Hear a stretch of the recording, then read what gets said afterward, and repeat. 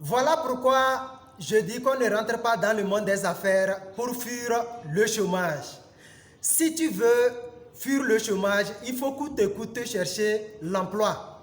Mais lorsque tu veux te lancer dans le monde des affaires, tu dois faire une transition. Quelqu'un qui est au chômage, c'est un élément du système éducatif.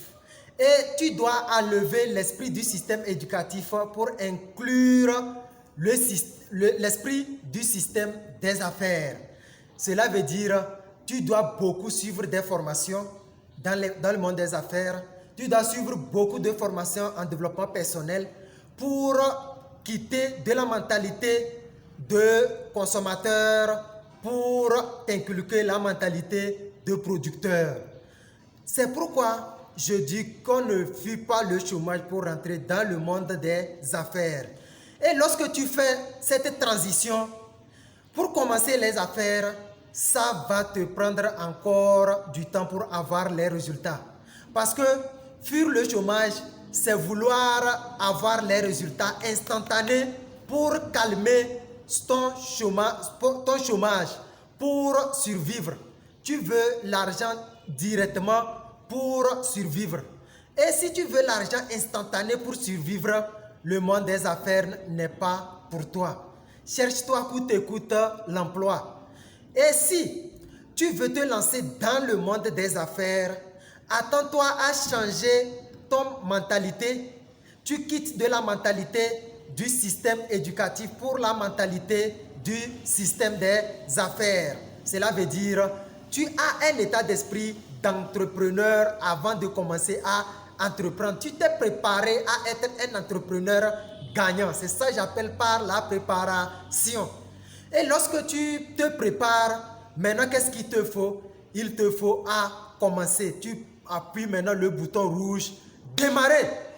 Et lorsque tu démarres, ce qui veut dire que tu as commencé à relever le défi. Tu relèves les grands défis, tu fais de grands sacrifices, tu fais les nuits blanches, tu travailles 24 heures sur 24, tu dépenses toute ton énergie pour la réalisation de ton rêve.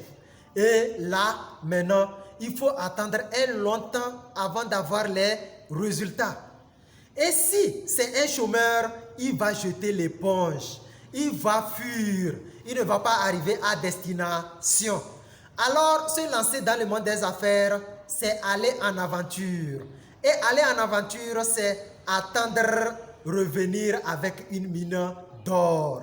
C'est pourquoi je vous dis, préparez-vous avant de vous lancer dans le monde des affaires. Il faut avoir la mentalité d'un gagnant, d'un homme d'affaires gagnant avant de pouvoir commencer à faire les affaires. Et il y a des gens qui jouent le rôle de je connais tout. Lorsqu'on lui parle d'une formation, il dit non que oh, ça. Lorsqu'on lui parle des formations, des ateliers de rencontres, tout, il dit non que ça c'est pas important pour lui. Mais c'est la même personne qui veut réussir. Comment tu peux réussir avec cette attitude? Nous-mêmes, tout événement, toutes les conférences de nos pères, nous allons. Toutes les conférences, les séminaires, les formations, nous participons. Et toi, qui as la mentalité du système éducatif, et lorsqu'on lance une formation, tu trouves que la formation coûte cher. Ah oui, ne va pas. Et on va voir dans 5 ans qui tu seras. Il faut toujours feinter les opportunités. Ne saisis aucune opportunité qui s'offre à toi. Trouve des excuses matin et soir que tu n'as pas les moyens et tu vas voir qui tu seras dans 10 ans. Si tu ne vas pas être toujours dans ta situation. Et si tu commences à investir sur toi, il faut savoir que ce sont les indices de la réussite. C'est déjà commencer à mettre ton pied dans les escaliers menant vers le sommet.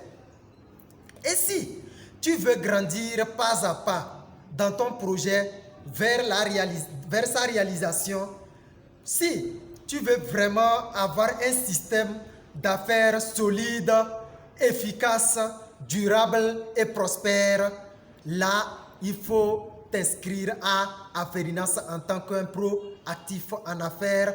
On va travailler étape par étape on va travailler pas à pas dans la réalisation de ton rêve afin que tous nous puissions être des jeunes producteurs, des jeunes qui sont capables d'être les vrais acteurs du développement du pays. Alors, vive Aferinas, vive la jeunesse créatrice, réalisons ensemble. C'est Pakedou, Padanada, Wembie qui réveille la mine d'or qui sommeille en toi, qui est important et utile à la société et à l'humanité tout entière.